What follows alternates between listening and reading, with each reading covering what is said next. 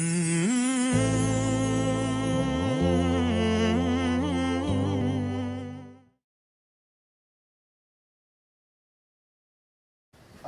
أكملت لكم دينكم وأتممت عليكم نعمتي ورضيت لكم الإسلام دينا.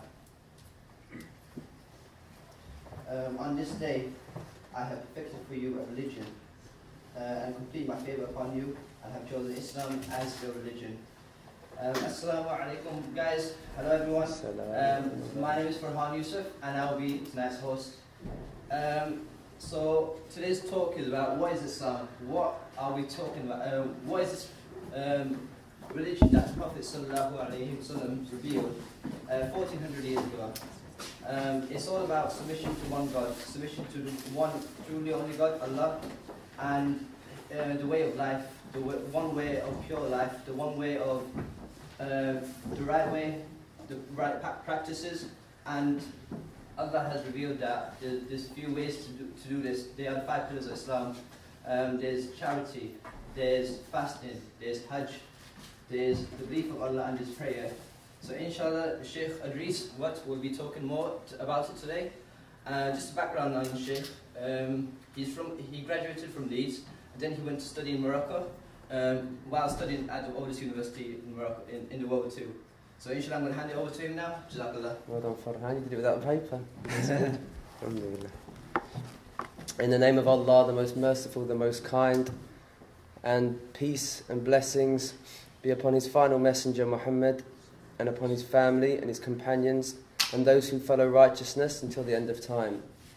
Assalamu alaikum wa rahmatullahi ta'ala wa barakatuh to you all, and good evening to you all. Thank you very much for attending tonight. I respect you all for taking out this time and sacrificing your time to come and listen to me. These days there's so many distractions, and so it's quite hard to even get people together these days. So I'm very happy. The last event, I think, open day event I came to, there was hardly any non-Muslims there at all. Okay, and so we can see a few, which is really good. And also there was hardly any Muslims there either. There's about 15 of them. So alhamdulillah, Sheffield, you've represented tonight. What we're going to talk about tonight then, I like the title actually. It's Islam, which we can say, what is Islam? Or is this Islam? I think probably quite poignant for us now in our current situation. And us as Muslims, we feel we always have to explain what our religion is. And for us as Muslims, especially living in England, there's a lot of soul searching and a lot of self-discovery to find out what Islam is. And so if people have come here tonight as non-Muslims to try to understand what Islam is, a lot of the time Muslims are trying to find out what Islam is. And I accepted Islam when I was around 18 years old, studying at university, at Leeds University. And it was quite a soul search for me, because I was 18 at the time, knew nothing about Islam. I flunked my A-levels when I was supposed to get ABB at university, so I could study archaeology because I thought I would be Indiana Jones. I flunked my A-levels because I was mucking about, and I ended up with CDD. And so I said, oh my God, what am I going to do? I want to go to Leeds University. Why? Because we still had free education in those days. Okay, we had the luxury, everything was paid for. And so I got on teletext. If any of you have heard of teletext, I don't think does it still exist? Trying to find what courses they'd accept with CCD. And then all I could find was Russian, Chinese, or Arabic. And I thought, my God, what am I going to do with Chinese? Right? I hated French. Yeah, my French teacher was the bane of my life. How am I going to do a language at university? I said, look, does the Arabic have anything? Does it involve studying history? They said yes. And the other subjects, Chinese and Russian, they also involved studying history, but by, if you want to call it coincidence or fate, or whatever you call it, I chose Arabic. I said, give me Arabic then. My family was saying, well, what on earth are you going to do with Arabic? This was pre-September the 11th, so Arabic was seen as a subject that no one would show interest in.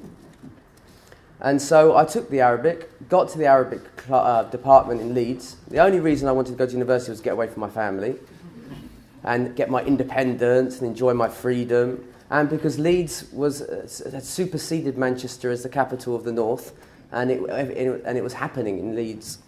And so some of my friends were going there as well. I got to the Arabic department, looked around at me. I'd hardly seen a Pakistani in my life.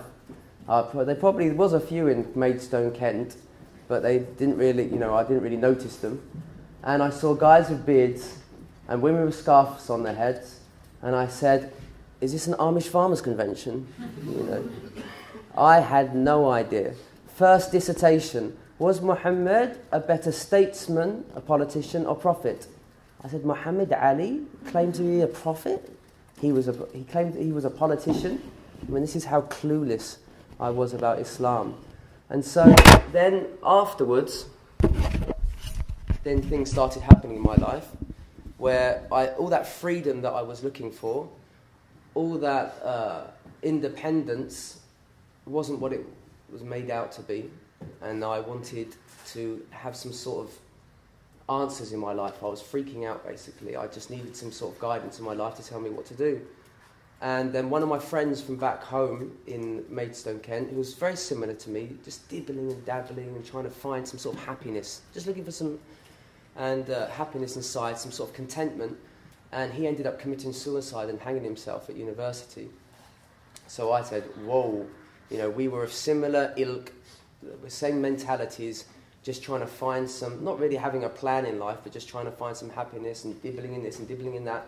But all the dibbling and dabbling basically got to a point where he got into such a mess. All he could see was the only solution was to rid himself of this life. So that had a massive impact on me. And then I said to these Muslims, I says, and I always remember first question, I was like, Saddam Hussein, is he a Muslim? Sometimes it's the most irrelevant questions that have no importance to you personally, but you get caught up in these questions because at the time, obviously, Gulf War and so forth, and so they sidetracked the question, and then I said, "Come on, then, let's have a go." It was really just another, it was just another means to gain some happiness. Became a Muslim, shaved my head. Grew my beard, it was longer than this, and got rid of every material possession, slept on the floor, and then I lived like that for about 6 months. And then in my degree, after about my first year, I went to Morocco to study, and I was walking down the street with a black turban on, white qamis, or whatever you call it, the night shirt, whatever you want to call it. And I was walking down the street, and all the Moroccans were going, Khomeini, Khomeini, Khomeini, at me. Okay. And I thought, whoa, maybe I'm like a bit hardcore. And I said, maybe I need to slow it down. And so these were my first experiences, and I just fell in love with Moroccan culture. And many people would say to me, they like to bring this one up, they say, well, if you had studied Chinese, you probably would have become a Buddhist. I said, maybe. If you had studied Russian, maybe you would have become a Russian Orthodox Christian. I said, maybe. I said, but it didn't happen. I became a Muslim. And then when I moved to Morocco and I studied the religion, I met Muslims from all over the world because it was an American language centre that I was studying. And I met Muslims from America, from Europe, from all over, and interacted with them. I met with Muslims living in a Muslim culture where people ate around one plate together. They mentioned God's name without being ashamed. It wasn't like, oh my goodness me, I hope I haven't offended you mentioning God, And people felt whole, content. People had their problems, of course, but they lived for one another. They worked. Let me get this right. They worked to. They lived to work. No, they worked to live, not live to work. So the life didn't centre around that. And so when I came back to England, you probably could call it a clash of civilizations for myself, in that I could not deal with the Western model. I was freaking out, people not having time for one another, people consumed in their mobile phones, and they're not even engaging with one another, which is our humanity, to engage with one another. And I went to the doctors. I was suffering from clinical stress because of England. And I went to the doctors and I said, I am a wreck. And they said, well, looking at your situation, we recommend you either take Valium, or you can do yoga. I said, I'm going back to Morocco. And as soon as I could, every holiday I went back to Morocco. I got an English TEFL, teaching English as a foreign language, and I went back to Morocco, and I said, I'm never coming back to England. I'm never going to work in a mosque, and I will never marry a Pakistani. I am here today. I am back in England. I teach in a mosque, and I'm married to a Pakistani. Okay? And so this is where God's brought me. And I never imagined I'd be doing this, talking to you about Islam. And often I say it, it's quite ironic that a white guy speaking to a lot of the time, speaking to people who are born Muslim, educating them about the religion. Sometimes I feel a bit embarrassed. It's a humbling experience. So we're going to talk about Islam, and I have to deal with this issue a lot, because my family are not Muslim. My father is, if you can imagine, Del Boy, that's my dad. Okay? His religion is Tottenham Hotspurs. He has a tattoo to prove it. Okay, and my mother and my stepfather, they lived in Israel for 1 year, studying Hebrew and trying to convert Jews to Christianity. And then my sister and her husband, he is a pastor at a church outside Manchester, and they lived in Chad, next to Sudan, trying to convert Muslims to Christianity, okay? And so I have a very interesting family that way. And now I often get the call, and my dad seems to time his calls always when some global event happens against the Muslims, that it's pretty bad on the Muslims. And I'm on the phone, and here comes out my Kent accent, even stronger. You all right there, Dad? I'm all right, Andy, he said. And then if it's really bad, the situation, like the French one, they say, they're not doing you any favours, boy, are they? Referring to the Muslims. If it's not so catastrophic, here we're engaged in nice talk for about 10 minutes, but I know it's coming. They're not doing you any favours, boy, are they? Okay, so how do Muslims deal with this issue? And what is Islam? I think the most important thing for us, and the reason this talk tonight, I think it's more important that we look at, the whole point of it is to understand one another. And there's a verse of Quran I'm going to recite in a minute. I'm a bit of a performer, and I always think I've got the best voice in the house, so I'm going to give Farhan a run for his money tonight. Is this concept, is really today, in our current climate, I think it's really important that we come to understand one another. That's really important. It's not a means to convert people, it's not a means to try to force or prove someone right or wrong. Rather, it's imperative that we engage with one another and try to understand one another, and try to benefit from one another. And this is why these verses are very poignant. So, because of my nerves on stage, I'm going to recite it from looking at it. So I'll recite it in Arabic, just because I like to perform, and then I'll translate. أعوذ بالله من الشيطان الرجيم بسم الله الرحمن الرحيم يا أيها الذين آمنوا لا يسخر قوم من قوم عسى أن يكونوا خيرا منهم ولا نساء من نساء عسى أن يكن خيرا منهن ولا تلمزوا أنفسكم ولا تنابزوا بالألقاب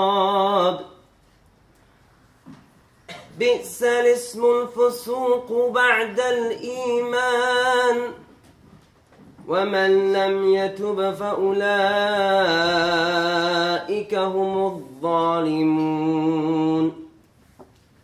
يا أيها الذين آمنوا اجتنبوا كثيرا من الظن إن بعض الظن إثم ولا تجسسوا ولا يغتب بعضكم بعضا أيحب أحدكم أن يأكل لحم أخيه ميتا فكرهتموه واتقوا الله إن الله تواب رحيم يا أيها الناس إنا خلقناكم من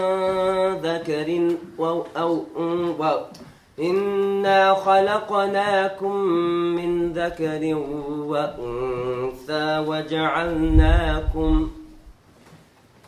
وجعلناكم شعوبا وقبائل لتعارفوا إن أكرمكم عند الله أتقاكم إن الله عليم خبير آمنت بالله صدق الله مولانا العظيم.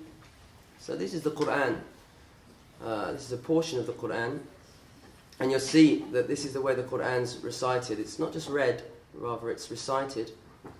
And these are the translation of the verses that I recited. It's in Surah Hujurat, which means the chapter of the house, the quarters of the house, the Prophet ﷺ, peace and blessings be upon him, the apartments that he had, it's his housing. And it's all about etiquette.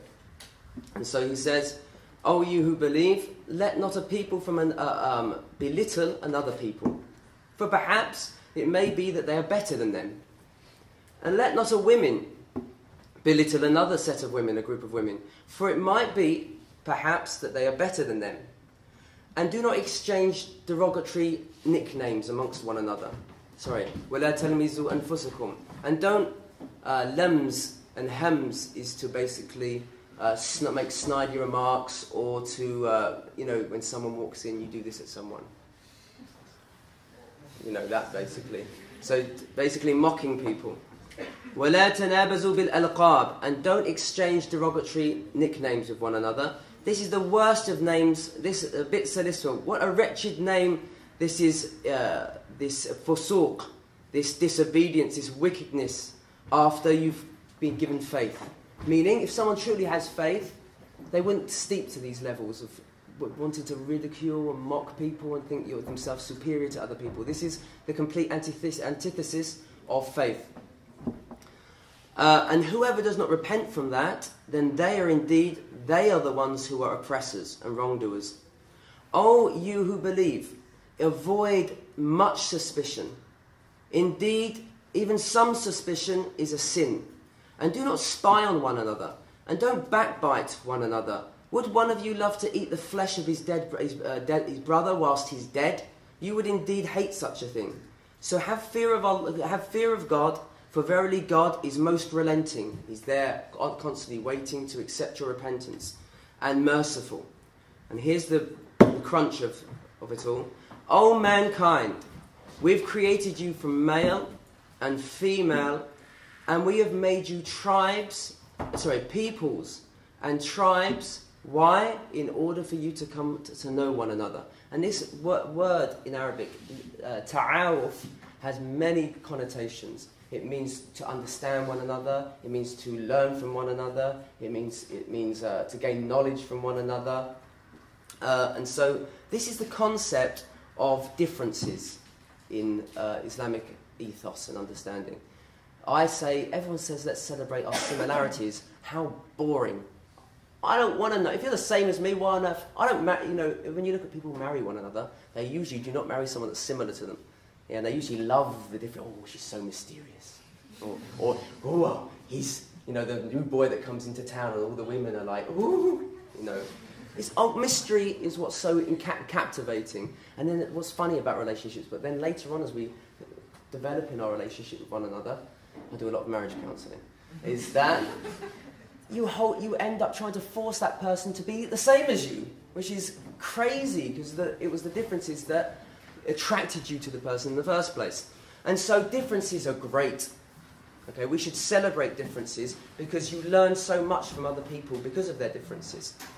And so Allah, then God says at the end, the most noble of you in the sight of God are those who are most God-fearing, those conscious of Him, trying to do the right thing. Verily God is most knowing and most aware. And so these verses are talking about what's the whole point here? Why are we here? How do we engage with one another? And it's really important. We live in an age where we've got so much social media, so many means to communicate, and we're not communicating. Okay, we're like this, and we're not looking up and even giving person an eye anymore. And so it's really important now. What I find really interesting about adults, they just stop wanting to learn. I think it was when they were 13 when they basically just thought, well, they won't let. I kept asking why for about 7 to 8 years of my life until they told me to shut up. So now I'm going to pretend I know everything. And so you stop wanting to actually learn. And so adults generally, and when I teach adults, when I do Islamic education with them, classes, they never ask me questions. They just sit there in silence and nod. Children are amazing. They come up with the most controversial questions going. They really, when I teach 9-year-olds, 10-year-olds, 11-year-olds, 12-year-olds, I really enjoy it because they challenge me. They ask me questions, and sometimes I'm challenged, but I don't have the right answers, and I have to research and I have to learn. And so this is the path to knowledge. You're as students.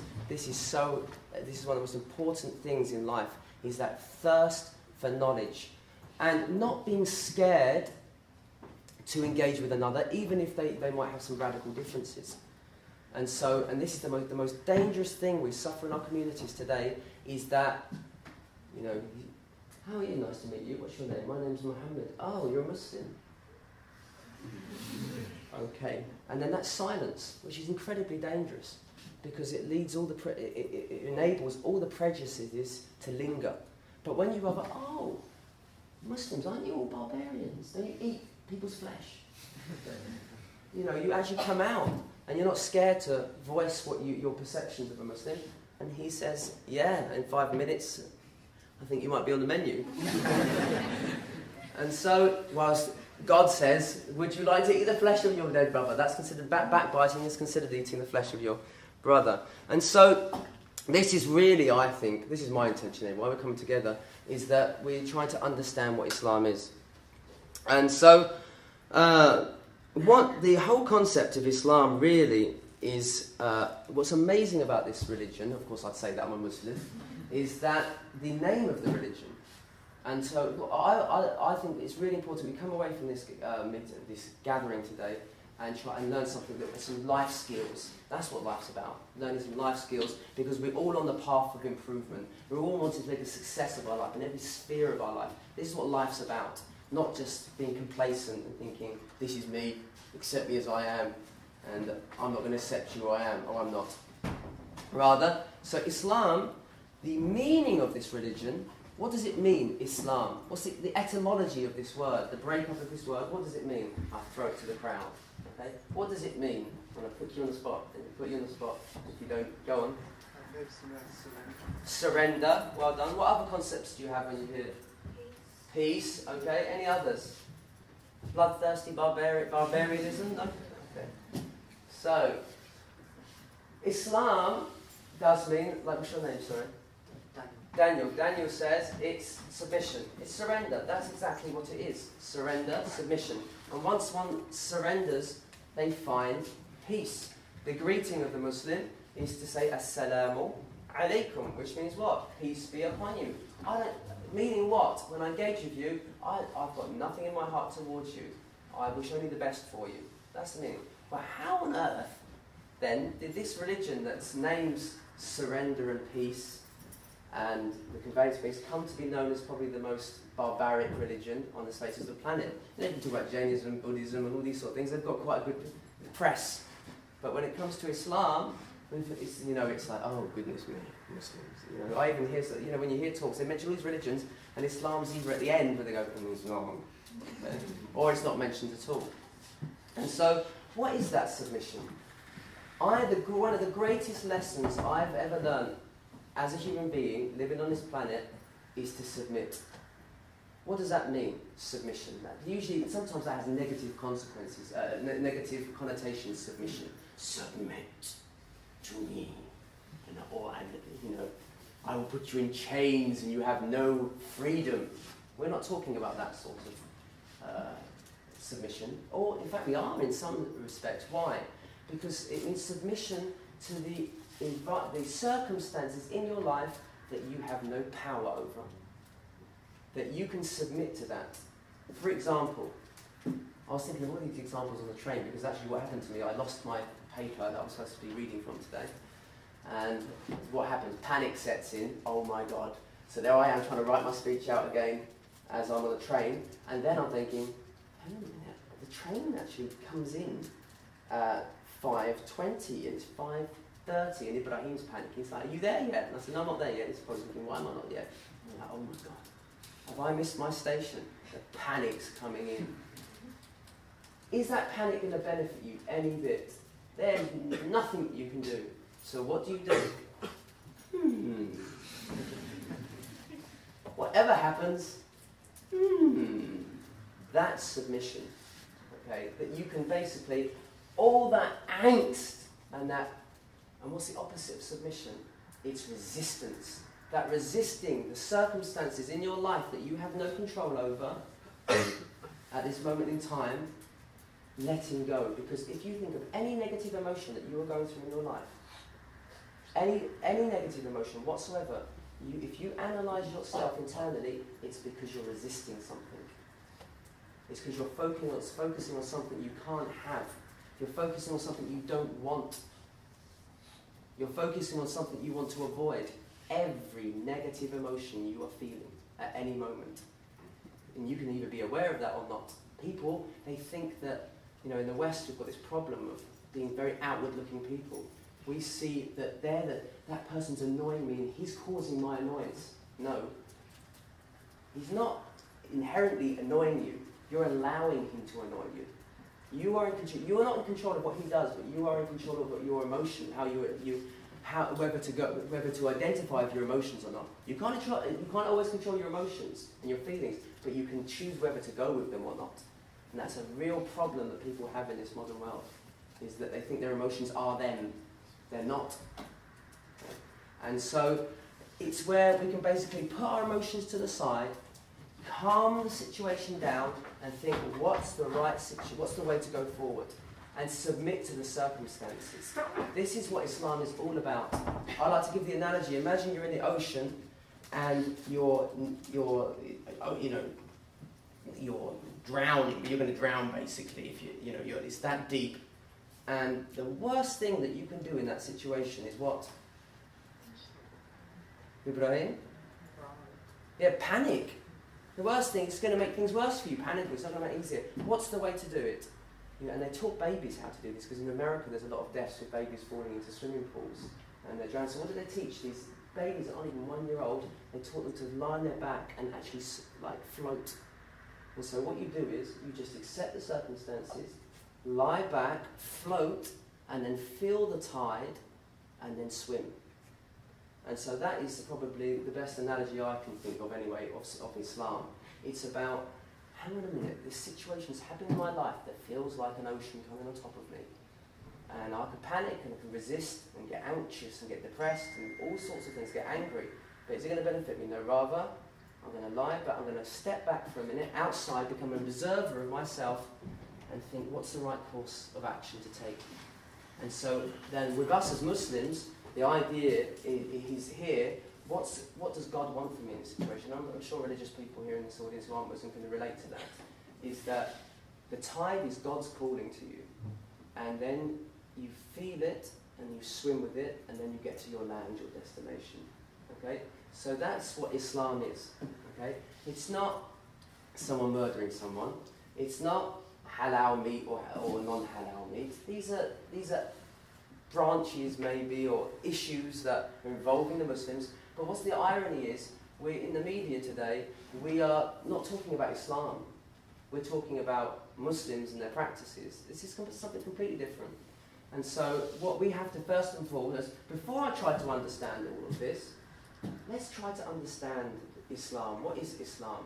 Because as I said, many of us Muslims are struggling with the same question. What is Islam? How do I get it working in my life?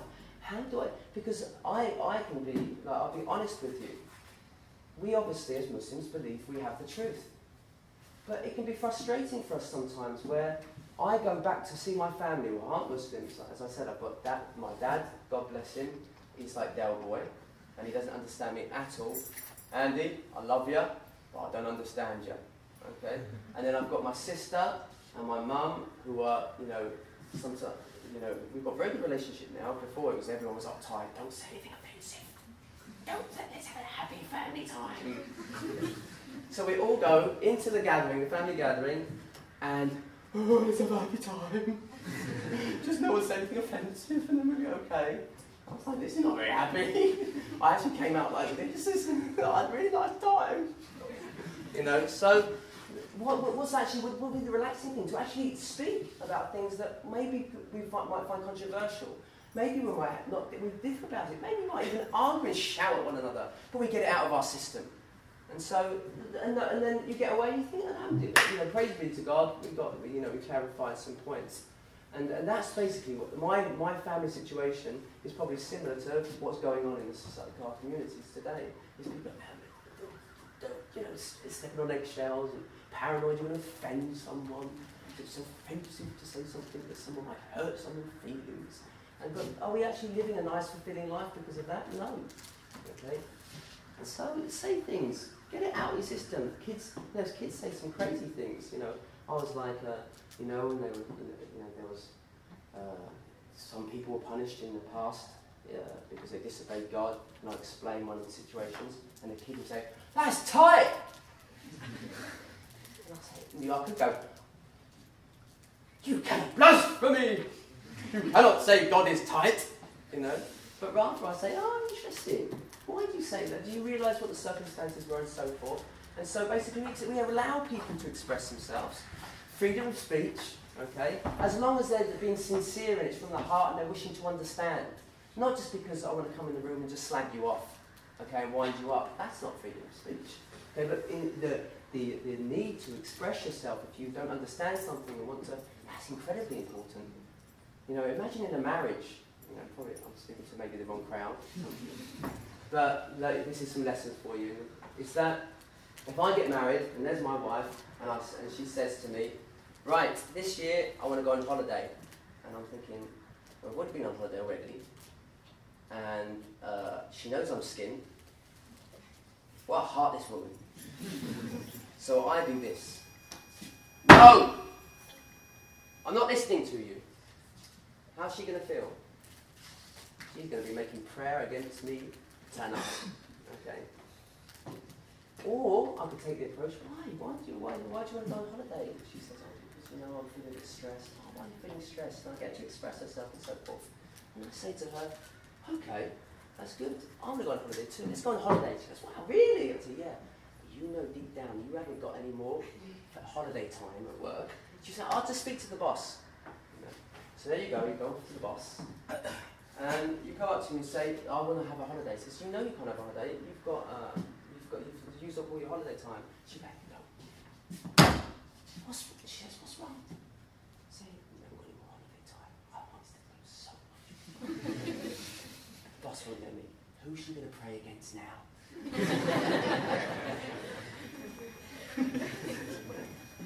So this is what Islam's about, using your brain, okay? And so I'm going to give a few examples now. This is what Islam's about, using your brain. Islam is about, of course you know the basics. I mean, I'll give you an example. I'm going to give a tradition that's a famous tradition about what Islam is. And I have to be careful with my time. Ibrahim's going to wave at me and tell me when I've got 10 minutes to go. And then I'm going to, okay, how are we doing, Ibrahim? Are we doing okay? So, Islam's about justice. Standing up for the truth even when it hurts. Okay, even against your very self. Islam is about avoiding social strife and causing problems amongst people. Islam is about, Islam is about compassion and consideration. Okay, it sounds a bit strange, doesn't it? What's he talking about? So you can put Islam with these things today. Examples. Let me give you examples. I think one of the really beautiful examples is this. One day, the messenger of God, peace and blessings be upon him, was in a mosque in Medina, and the companions, his disciples, his students were with him, and this Bedouin, and Bedouins were like country bumpkins basically, they were rough characters. They would grab the Prophet, peace and blessings be upon him, from the back of his cup and put him and say, give us some money. You know, this is how they were. And one time, this Bedouin came, and he stood in the mosque. Now you can imagine some Gora doing this in the mosque. Okay, so Gora means white guy, non-Muslim in Pakistani language. Okay? And he decides to pull down his pants and wee in the mosque. That's exactly what happened. Okay? They didn't have pants in those days, it was a sarong. Okay? What's the reaction from the people? You can imagine this guy's going to be dead if he did this. The uncles would be throwing him out the window probably. But the companions, what was their reaction? Exactly the same thing. They're ready to pummel this guy. And the messenger of God, peace and blessings be upon him, he says, wait. First, for practical reasons, the guy's still urinating. You're not going to tell the guy, stop. So he said, let him get it out of his system first. Okay, and then he says, now, he says, now, someone go get some water. Which is really beautiful the way he did this, because he didn't want to show the person up. He knew the person didn't mean anything evil. He wasn't going there ready to hose pipe the walls of the mosque. Rather, he just didn't know. He's a Bedouin. That's what they do. They have a good nature, and they relieve themselves because they live in the countryside. And so, what he did, he said, go get some water. So that person got some water, poured it over there. No big deal. He said, no big deal. Clean it, and he said he called the person over. He says, come over here. Because this is a place of worship. It's a place for remembrance of God and prayer. It's not a place to urinate and relieve yourself. And then the man was so overcome because he saw the other guys going like this, ready to pummel him, and he realised what compassion this person has. I didn't know. And even despite my rudeness, he had compassion for me and explained it to me without getting abrupt with me and losing his temper and so forth. And so he made an amazing prayer. He says, may God bless me. He made a prayer for himself first. And Muhammad, and none of you. and then now, that's obviously wrong. Because you can say here, no, that's wrong. You're not supposed to do that. You're supposed to make prayer for everyone and wish good for everybody. The Prophet Muhammad, peace and blessings be upon him, said, he didn't correct him in that way. How did he correct him? He said, you're going to limit the mercy of God. He said, pray for everybody. And so this is wisdom. Okay? And so what the Prophet Muhammad, peace and blessings be upon him, is saying, step back. What's the best course of action? What's going to keep the calm, but lead to a productive and positive result? This is Islam. Okay, this is Islam. And what's very lacking in the Muslim community today that method is to be able to step back and say, well, hang on a minute, before we react, because the Prophet, peace and blessings be upon him, was not reactionary. He's proactive, and he looked at. Sometimes he foregoed, if that's right, his own rights for the sake of the community or for the sake of the welfare of our human beings. Sometimes he asserted for the sake of them as well, because there was a need. Okay, every circumstance was different, and so he acted accordingly with each situation. And so this is just one example of that. And so what I'm going, Ibrahim, how much longer do I have? 20 minutes, I'm doing okay then. So we're not reactionary.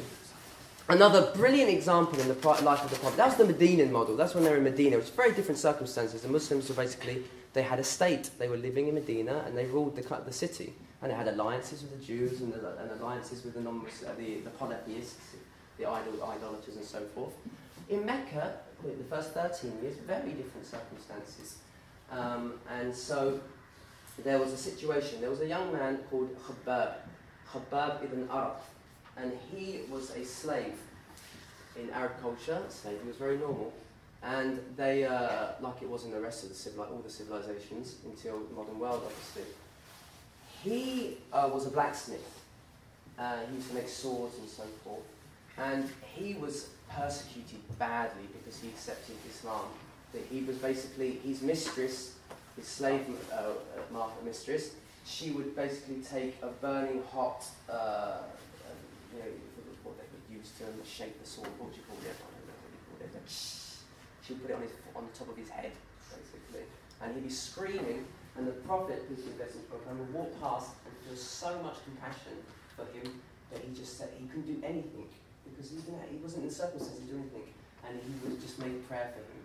Or, you know, God have mercy on you, God give you patience, there's nothing he can do. He was really strong, this character, and everyone was inspired by him because he was a slave, but he stood up and he declared his faith despite the afflictions and persecution that he had to go under. One day he comes up to the messenger of God, peace and blessings be upon him, and he's resting under the shade, the heat of the day, under the shade of the Kaaba, the house of God in Mecca. And he says, he's at a point basically now, and Khabbab says, "Oh, messenger of God, won't you just ask God for victory? You can make a prayer and God will grant us victory." He says, "Why won't you just pray to him to relieve us?" And the messenger of God says, "Khabbab," he says, "Do you realise there are people before you that they were persecuted for their faith? One man, a hole was dug for him, and he was buried in that, and they took a saw and from the top of his head cut him in two. There was a man who was iron combs raked the flesh of his bones." And I think the Christians in the community can imagine, the first martyrs, they went through some hell. They were really persecuted. And so the Prophet, peace and blessings, said people were persecuted for their faith. He says, "Have you had it this hard?" Even though Khabbab had it very hard. They really mistreated him. Near the end of his life, Umar, may Allah be pleased with him, he asked, "Can I see your back, Khabbab?" He says, "No one else suffered after Bilal, the black Ethiopian slave that accepted Islam." He said, "No one suffered more than you." He showed his back and he was shocked at the scars down his back. He said, "But do you realise," he says, "you are being hasty, Khabbab, because do you know there will come a day when a person can travel from Sana'a, which is in Yemen, to Hadramaut in Yemen, and they'll be a traveller and they won't fear anything but God or the wolves attacking their sheep. There'll be that much safety." So what we take from this is that the Prophet, peace and blessings be upon him, is saying, look, there will be a time of safety. Because in those days, if you travel, you're exposed to all sorts of risks. There was highway, bitumen, and all sorts of things. It's very unsafe to travel. We didn't have National Express, at such cheap prices as well. And so he's saying that. He says, "But you're being hasty." And so he told him to be patient. What was he doing to these people? In the first 13 years, the Prophet was training the people to have that patience. God was training them, in fact, so that when the riches came to them, when they did become leaders, when one man was able to actually wear the throne of Kisra, the king of Persia at the time, these people that were Bedouin Arabs that you'd think, if you look at any other civilization like Vikings or so forth, when they conquered lands, they destroyed. These were Bedouins who had nothing. They took over the riches of the world, and it didn't affect their hearts because they'd been trained not to be connected to this world.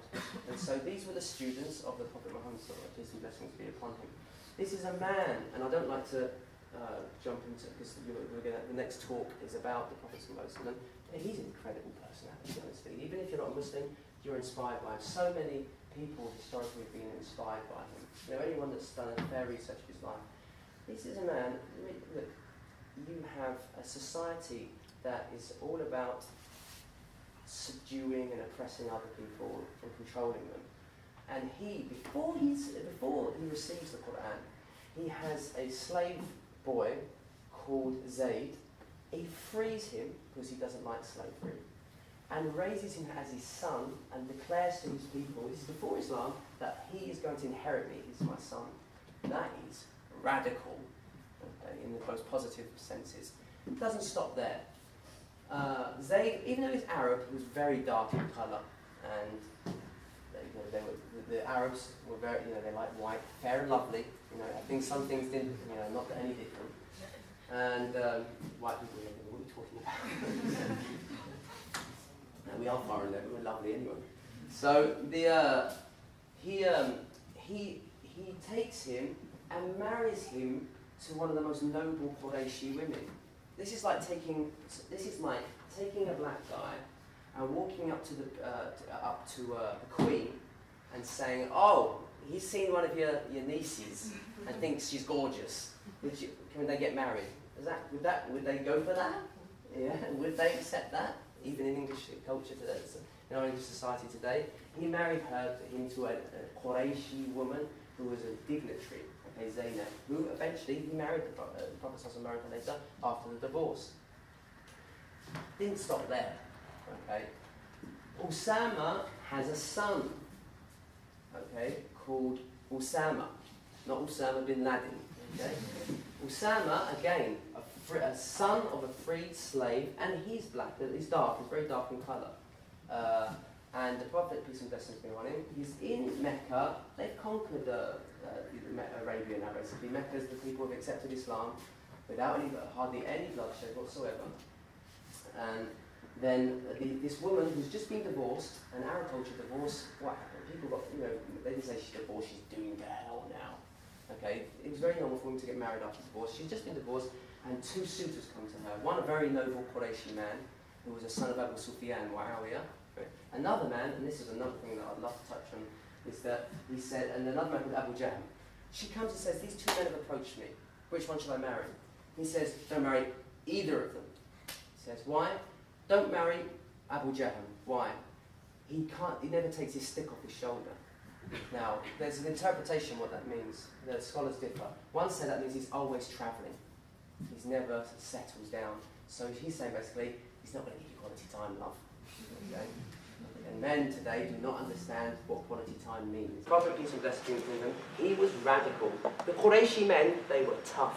They got really upset when they moved to Medina, completely different culture, and their women started to learn from other women to talk back to their husbands. This really vexed them. And Umar came and said, "Something's happened! My wife answered me back!"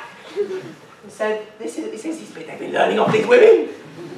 And the Prophet, peace be upon him, his own wife, who was probably one of the most learned women in history, Aisha, may God be pleased with her, memorized 2,210 sayings of the Prophet, peace be upon him. She corrected men, yeah, and this was not normal. Omar once was corrected by a woman publicly, and he said the woman's right, the man's wrong. Okay, this was revolutionary stuff, and the Prophet, peace be upon him, says, because of that, don't marry him. Okay. What about Muawiyah? May God be pleased with him. He said Muawiyah, he's not that wealthy. Even though his dad's noble, he's not that wealthy. He's not going to be able to support you there. Okay. So, other factor to look at in marriage is that he should be able to, if you can deal with it, no problem. But she was a noble Qurayshi woman. And so he said, marry Usama. Who's Usama? A black man who is a son of a freed slave. She said, I don't want to. He says, "I know, I think you should." She went away. She came back, and she didn't really want to. She says, "Okay." She said, "I found so much blessing in him. Okay, he was the most amazing man, and there was so much good in him. I'm glad that I listened to the Prophet." She said. And now Usama, next thing he does is he leads the Muslim army out. When the Prophet, peace and blessing be on him, is about to die, it's just near the end of his life, he appoints a 16-year-old boy to lead a huge army of some of those noble Muslim men who have been through, and a 16-year-old leading the army. That's pretty radical. Okay? What's he trying to do? He's trying to break down all these social prejudices and to show that you are worth it because you are close in the eyes of God because of your actions, what you've attained, not because of some status. Your dad's so and so, and all this. This doesn't mean anything in the sight of God. And so this is the Prophet Muhammad, peace and blessings be upon him. You find it hard to find examples like this even in this day and age. It's completely opposite and different to the perceptions they have. I'm going to finish on the point. There was this hadith of Jibreel. You can look at it. You can look at it online. Okay. and it summarises what Islam is. What I wanted to move on to now is how much more time do I have? But only 5 minutes. Okay, he's an amazing man. He's 19th century Algerian, Amir Abdul Qadir al-Jazairi.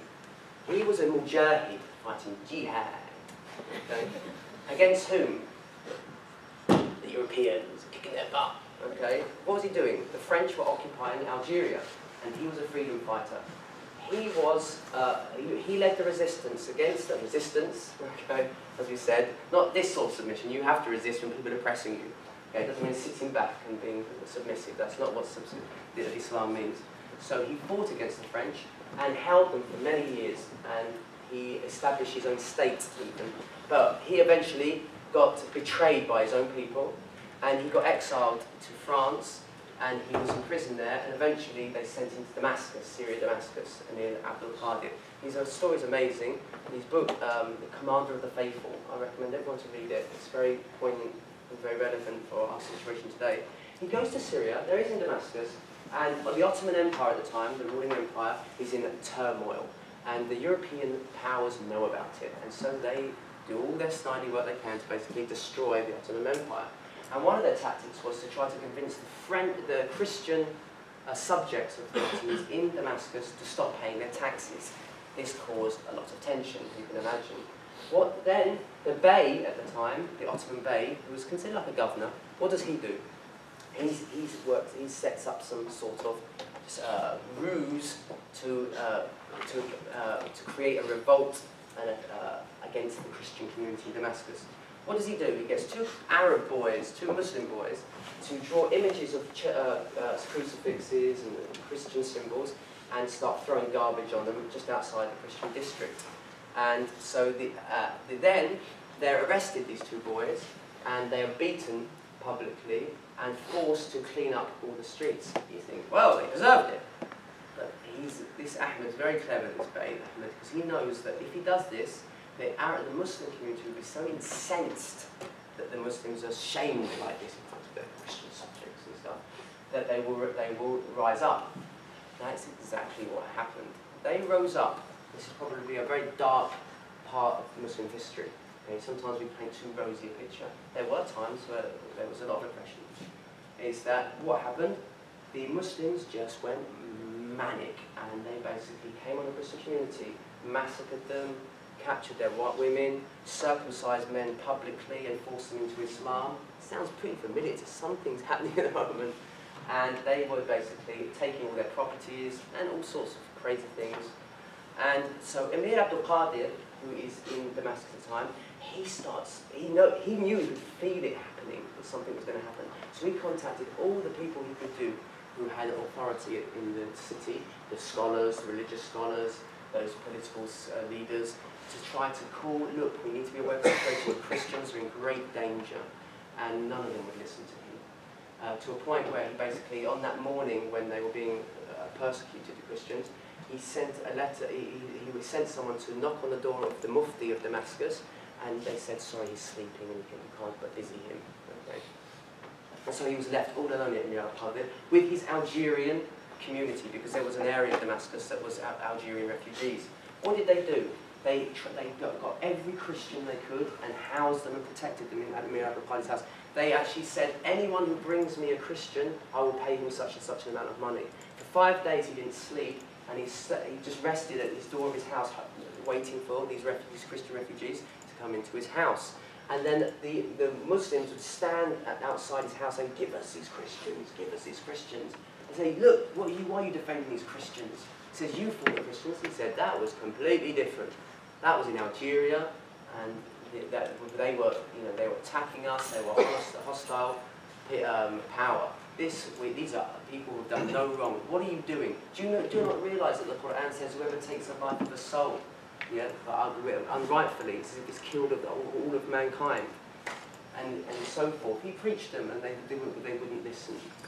He protected them for those 5 days. He was honoured so much that the French, who you'd think would hate their guts, they honoured him. And Abraham Lincoln acknowledged him and sent him 2 pistols engraved, honouring him, with engravings of honouring him. they honoured him so much that today there is a city in America, in Iowa, called Al-Qadir. Al-Qadir, or I don't know how to pronounce it, Qadir or something. Qadir. There's an actual town in America that's named after an Arab. Okay, today, which you don't hear that, do you? Maybe because you've got Twitter now and Facebook, you can maybe get it to people. But so there's this whole book. It's been written by a non-Muslim, an American man. He wrote another very interesting book about the persecution of the Jesuit priests in Algeria, who it was accused that the Muslims actually, or religious people, were actually persecuting, which wasn't the case. But anyway, so look, sometimes we've got to look at the political situation and think, hey, something's going on here. We've got to read between the lines and say, there's some people that want some, they want to cause some mischief, and they want people to rise up against others and cause harm to others. What my call out to you is that we as Muslims, it could get, I don't like to exasperate the situation and exaggerate, but it could get very serious for us here in England, as Muslims. And we can't sit and whinge about it. Okay, we as Muslims, we have to do, the only thing we can do is try to make a good example. That's the only, we've got to engage with people, communicate with them, our neighbours. We have to show a good example, be respectable citizens. We have to stand up for truth. When we feel we've been wronged, we should have the right to stand up. But we should stand up for other causes that have got nothing to do with Islam and defend it. It's embarrassing when in Leeds city centre, after the French killings, is that all these non-Muslims are protesting, saying this is not Muslims, this is not Muslims. And my friend's wife was in the town centre, and they said, please stand by us, in support, and stand united to show this is not Islam, and there's not a Muslim there. And so it's very embarrassing for us as Muslims. We don't even stand up for our own causes, except when there's a bit of, we can get hot and fiery, and love a bit of that. And so it's really important that we all stand up for justice. Okay? And if we don't understand something about Islam, it's important that we voice it. Okay? And it's not necessarily that Muslims are going to know the answers, but we come together and try to understand it. And try to, because Islam gave so much contribution in history to civilization. You'll be shocked. Even the ice cream comes from Muslims. The actual cone comes from Muslim civilization. Okay, and so but it doesn't really matter. Who cares? But next time you lick an ice cream, have a bit of sympathy for us. Okay, and so there's so many contributions Islam's given, and the Prophet Muhammad, peace and blessings upon him, is one of the most outstanding. We hold him to be the most outstanding personality ever in history. To the fact that Michael H. Hart, who wrote the famous pamphlet 100 Most Influential People, he said no person has ever been a political and religious success like Muhammad. He says there's not another example. But we as Muslims, we can just go, yeah, that's our, woo! But are we representing? That's our question. Are we representing? Are we trying to understand this heritage that we've got and honouring it by trying to implement it in our lives? And the non-Muslim community, are they trying to understand us? And are we coming together to work together for causes that concern us both?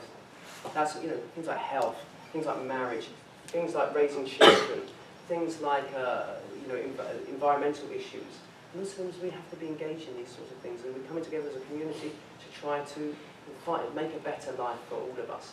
And that's what Islam is all about. Thank you very much for listening. The difference between Muslims and Islam, how can people be so different if they claim to be following Islam? Oh, please, get a reality check. Every human, like humans, are we all exemplary British citizens? Okay, we all, does everyone follow the law? That's life, So we're not going to sit here and go, oh, woe is mine.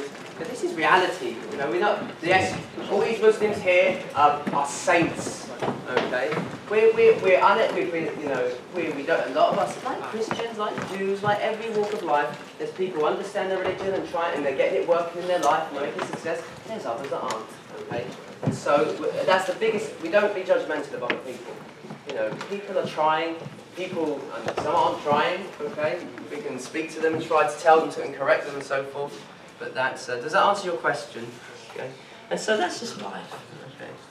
That one, very good question, there's nothing on it. And another one, there's nothing on it. I like these questions. And, okay. Oh, it is there, subhanAllah. What do you think Jesus was? Okay. Jesus, peace and blessings be upon him. We hold, as Muslims, that the Prophet, we call him the Prophet Jesus, and we say peace be upon him after, out of honour of him, respect of him. We consider him to be the last prophet that was sent to the Jewish nation, the children of Israel. And he came and abrogated, he changed certain laws of the Torah to ease things for the Jewish community. We believe that the overwhelming majority of the Jewish community rejected him, and that then he was persecuted by them. As Muslims, we hold that he wasn't killed on the cross. Someone was given, there's different narrations, they're not authoritative to say it's definitely the case. Some say that it was Judas Iscariot when they wait for the kiss, basically kiss him, that you'll know that's who he is. When he did that, his face turned to Jesus's, and he was the one put on the cross. These are not authoritative sources anyway that we can say that's definitely the case. Anyway, at any rate, we believe he was taken up to the heavens before he died. He's there, and at the end of time he will come down, and he will be a Muslim. He's on our side, that's what we believe, okay?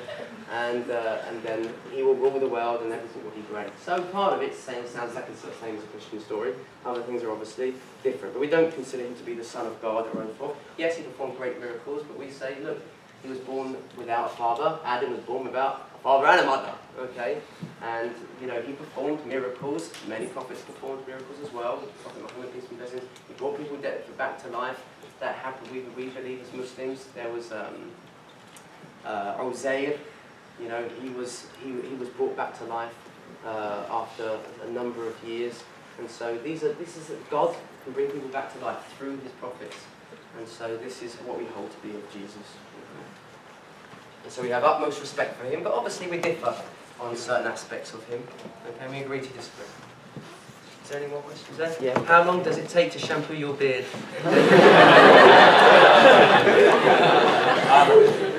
Blasphemy! Kill him! I have to give you a fatwa. Pull your knives out, guys. Shows up. You know, when I first became Muslim, I grew as long as I could, and my goodness me, it was a mess. It was like a bush. Okay? And I'm going to get onto it anyway. I'm glad you've asked this question. Then I could not manage it, okay? So I just had a nice trim, like, you know, really slick, short beard, okay? And now for years, and then my wife married me and says, I ain't a beard. I ain't a beard. Call yourself a Muslim, okay? You've got a beard, man. Be a man. And I was like, right, here's the deal, love, okay? We'll negotiate on this. I'll grow the beard, you cut it. Okay? So to this day, she keeps it trimmed and proper. Shampooing, that's not a big issue, it's trying to keep it in shape, okay? He's got this little, like, you know, I'm always in the mirror saying, here it goes in and stuff. What I found amazing about beards is, like, I don't know, you know, now, beards are in fashion, you know? Before, I have a beard like this, you know, you'd be worried walking down the street, people would laugh at you, you go, hey, it's Abraham! Or it's, what are those, it's ZZ Top, yeah? Or something like that, if you still know who that is. Now, I walk down the street and say, Assalamu alaikum. And the guy goes, what are you saying? Salami? And so now beards are really, really normal and they're in fashion, so we're doing all right now. Okay, but unfortunately, some of these poor non-Muslims are getting beaten up on our sake. I apologise. You know, okay, the fascists are giving them a good kicking sometimes, thinking they're Muslims. Okay, I apologise for that. Okay, what are your thoughts on the shooting in France at Chapel Hill shooting? Sorry, I don't watch too much news. I believe if you watch the news, you get the blues, okay? So I read a book called 8 Weeks to Optimum Health by Dr. Andrew Weil, if anyone knows of him. And he said, the first thing you need to do is cut down your news exposure. Because you're worrying about things that have no relevance. Most things, obviously things are relevant. You should be up to date on certain things. But sometimes if you expose yourself to too much news, you're going to get depressed because you can't do anything about it. And the nature of the brain is it needs to be able to do something about things. And so you have to be really cautious. Chapel Hill shooting, what do you mean by that? So, someone enlighten me. Chapel Hill? I know Chapel Town, Leeds. The 3 Muslim students. Oh, the one in America. Yeah, okay, yeah. Which they didn't really, it wasn't really in the newspapers, was it? It wasn't until Twitter and Facebook and all these things really exposed it. It shows the hypocrisy of the media. Because why do they spread news? Because it sells, makes money. Okay, that obviously, you know, Muslims, they're not going to buy our newspapers anyway, so why? What's my opinion about it? My opinion is it's completely wrong. Okay, Muslims have to say it's wrong. Okay, what Muslims have to understand is this. Look, prophets were mocked and ridiculed throughout their lives in history. Okay? But the funny thing was, why were they mocked and ridiculed? They were mocked and ridiculed because they were very successful. Their mission was having an effect on people, and people's lives were changing radically, and they were so much happier and connected to God. And the enemies, who didn't like people being happy, and they wanted to exploit people, because that's what idolatry basically is, it's controlling people. And when you believe in God, it's very radical, because you're basically saying, I believe no power in this world can affect me apart from if God wills it. And it creates a great freedom, okay, and a great strength. And that's very scary for people. And it's also telling you to cut down on all the mindless consumption, which is obviously not in the interests of most of these food industries and the media and all these commodities and so forth. And so we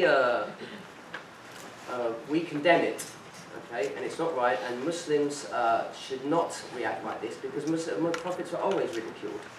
But they were ridiculed because they were basically a success, and the enemies wanted to quell their influence. Today, Muslims are not mocked because they're successful. They're mocked because they're acting stupid, okay, a lot of the time. That's obviously, there's two sides to the coin, and Muslims are unfairly persecuted and so forth, okay, and so that's a fair point. But we have to, as Muslims, say, what can we do about it? Like I said before, what's the productive way to react to this? The productive way to react to that is to increase awareness of your religion in yourself and to other people. Like when my dad says, "They aren't doing you favours," I can say, "Well, Dad, what do you know about Islam?" And he'll probably say, because when my dad spoke to me, he said, "Yeah, these guys ran into," and God bless him, I love him, but he said, "These guys ran into the building shouting out, 'Muhammad is God.'" I said, "They probably killed themselves if they said that." We don't believe that, okay?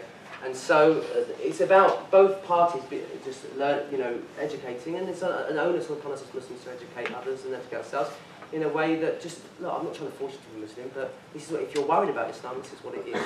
And we're misunderstood as a Muslim community. And the general Muslim is a nice person, okay? He's like an average Joe that just wants to get on with his life and, have a family, be happy with his wife. Most Muslims are not thinking about being, megalomaniacs or ruling the world. I'm sorry, it's just not happening, it's not the case. These are people that are mentally disturbed, they've been through some very traumatic experiences. People understand, you go into a country and decimate it, you're going to get some funky people come out of there, okay? And Muslims, you go into Europe, there's psychos out there, both Muslim and non-Muslim, and they don't need any provocation to attack. And so there are funky people out there. And so the reality of the situation is, we need to reach out to people and give them answers in their life. We are, like today, I remember one of us met one of these people I really like, Brendan Burchard, if anyone knows about him, a very inspiring character, development coach in America. He said, people used to suffer in silence. He said, now it's deafening. They're not suffering in silence anymore. People are literally screaming saying, "Help me." We're in a really bad situation as a human community. Sorry to get you depressed. But there are people that are really depressed and just want to top themselves. It's out there to basically for us to become happy. I say to the Muslims, this is my message, you better get happy. And if you think happiness is something that's exterior to you, you're gonna get a reality check. Like for example, I can't wait to get married. He will make me so happy. Wake up from your spiritual delusion, please. If you think it takes someone else to make you happy, you're going to be miserable. If you're miserable now, when you get married, you'll be miserable. It's got to come from here, happiness. Happiness is something deep within. It's not a BMW. It's not getting your degree. You'll be, "I'm so happy with my degree." Then there's the next thing, then there's the next thing, there's the next thing. Okay? If you're always looking for happiness, you'll be always looking for happiness. And even if an angels came down and gave you happiness, you're still saying, "Where's the next happiness?" Okay? This is the reality. Happiness, people have to become happy. Muslims, we have to be happy. That's the greatest da'wah. That's the greatest way to call people to Islam, if you think you're on the truth. is to be happy people, because happiness is really rare and it's priceless. You know, you walk into the office and you go, "Hey, how's everybody? I'm great." We go, you know, what did you do? You know, everyone else is miserable.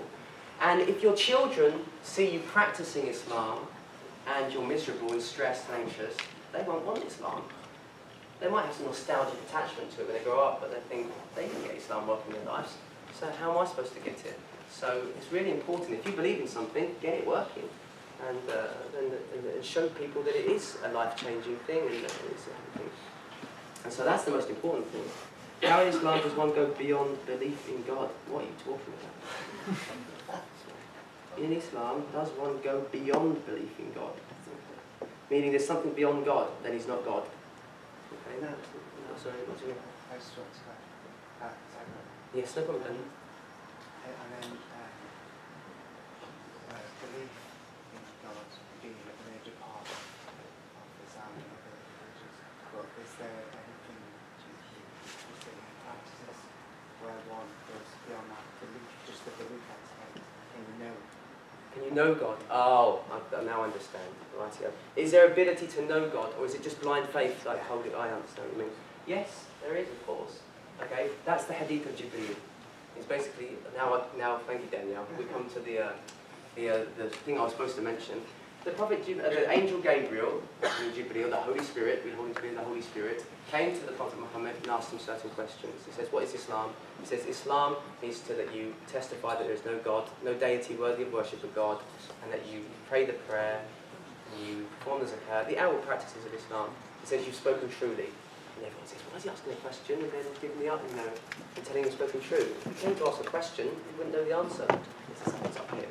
What's the next question? The next question is, what's faith? Faith is that you believe in Allah and His angels and His books and His prophets and the last day, blah, blah, blah, blah, blah. And he says, you've spoken truly. Angel Gabriel said that to the Prophet Muhammad. So Angel Gabriel was asking the question, the Prophet Muhammad, peace and blessings be upon him, is answering, and then the people around him, what's going on? They didn't know it was Angel Gabriel. He was in the guise of a man, a stranger. This comes to your question now. He says, and then he says, what's ihsan? Ihsan means basically going beyond the what's expected of you, like excellence. People translate it as spiritual excellence, so forth. He says, what's this?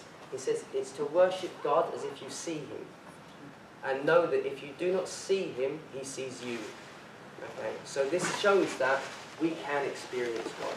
You know, the understanding in people misunderstand Islam is that there's this battle in all our religions between this aspect of transcendence and immanence. It's a real battle for people. You know, God's so high beyond us of understanding, so then how can we have a personal relationship with Him? The Christians obviously say, well, we got Jesus. Okay, that's what they will say. And we say, well, we've got Muhammad. Nah! Okay, so, okay? And then it keeps going, yeah, they never stop. But anyway, what the point here is that, yes, God is beyond the mind. Why? Not in the sense that we can never fathom Him, because He's uncreated being. And I always say this to people, and it's very basic enough this to me, but people go, huh? I say, if you've never experienced something, you can't understand it.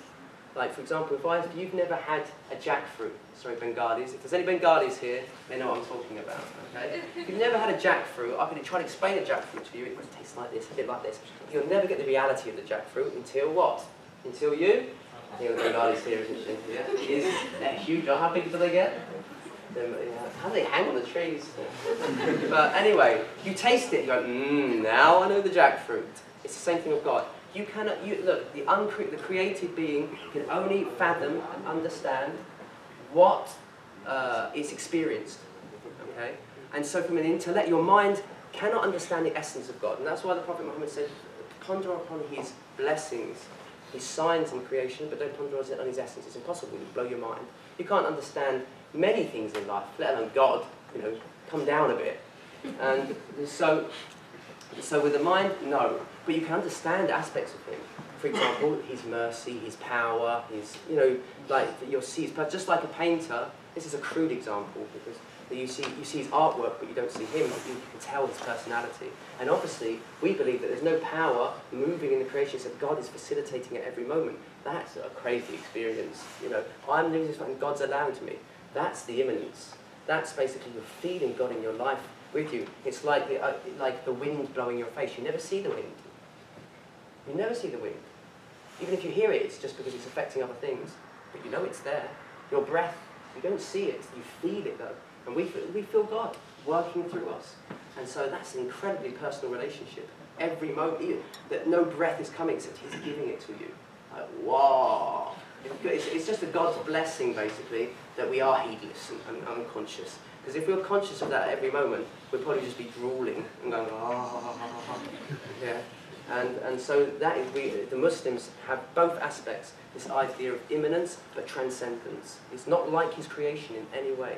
And what we Muslims pride ourselves on is that we have our declaration of faith in our book. It's very clear that a small surah chapter say He is one. Say God, He is one. He has no need of His creation. If the creation just went out of existence, it wouldn't affect Him whatsoever. He didn't need to create us. Yeah? He's uncreated being, so He's not His creation. Okay? He's unneedy of us, and everything's needy of Him. Yeah? They couldn't continue existing without Him. He did not give birth, and He wasn't born of anything. Okay? Talking about cause and effects. God doesn't need cause and effects, that's creation. That brings out cause and effects. God, He was uncreated. He was before time. He's not even in time. Oh! So that argument, people say, well, who created God? How? Okay, we say, well, that's time. Time's created. And so, God's not in time. And He's not out of time. Huh? Okay? It doesn't relate to Him, because He's created being time. And so, I don't know what you're going on about. Well, you go think about it. Okay, and lam yakul lahu kufuwan ahad, and nothing resembles Him. Anything you conceptualize God to be, it's not that. So I do this exercise with the kids. I say, carrot. Close your eyes and don't think about it. Carrot. Ha! Okay. Everyone's thinking about carrot. Okay. You say the Kaaba. They think of the Kaaba. Okay. God. And then I go, what did you think about? Well, saw the Kaaba. Is that God? No. Okay. It's God's house. Was He live in it? No. Just means obviously it's an honoured place, a blessed place. What do you think about? Oh, a candle. Okay. Oh, people think about Allah written, but it's not God, because you can't conceptualise it. And so that's the nature of God. Does that answer your question? Yeah. Have we got? How are we doing? We're done. Okay. If you wish for my email, I can just delete you and spam you anyway. So my email is, unless you know how to hack into my account, and then I'll get very worried. Okay. Well, I've got some computer whizzes in our community that will get you. So A.W. Idris, I-D-R-I-S, A.W. Idris. Actually, I'm going to give you my other one. A.W. Idris, UK. at yahoo.co.uk.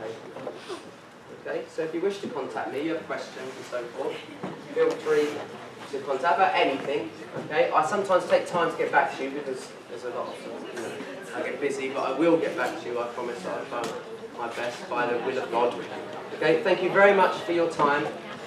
May God bless you all and give us understanding of one another on this journey of life that it should be exciting for us all. We're all trying to learn, and you know what I learned? Someone says, I was an English teacher for many years and I'm a teacher, but one of the key things that I learned in life is that you can always better yourself, never be satisfied, and you always have to step back and say, well, I think this is the case, but I'm still learning.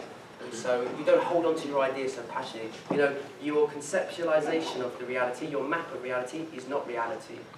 Okay? Your conception, your inner map of reality is like a little map, but sometimes you'll go along in the map and you think, actually, it's not there. The toilet's not there, and now I'm bursting. Okay? And you get really angry. So you have to change your map. And so people just have to stop holding to their ideas sometimes and realize that the reality is a big thing, and we're all learning here, and we're all trying to better ourselves and try to understand one another better. Allah, God increase you in knowledge and understanding, compassion and love for one another. Thank you very much for your time. Thank you very much. So if you can questions weren't answered, you can